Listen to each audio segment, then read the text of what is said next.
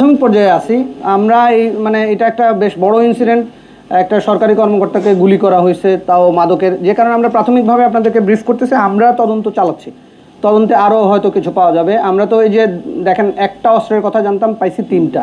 তো এইভাবে হয়তো আমরা আস্তে আস্তে আগাবো, যদি আরও কিছু পাই ইনশাল্লাহ আপনাদেরকে জানাবো, টাইম টু টাইম জানাবো। অ্যারেস্ট হইলো প্রথম 2টা মামলা, যেটা অস্ত্র মামলায় তো 3 জন আসামি, আবার ইয়াতে যেটা সরকারি কর্মকর্তা অ্যাসল্টের ঘটনা, ওইটা তো আলাদা মামলা, আসামি আছে।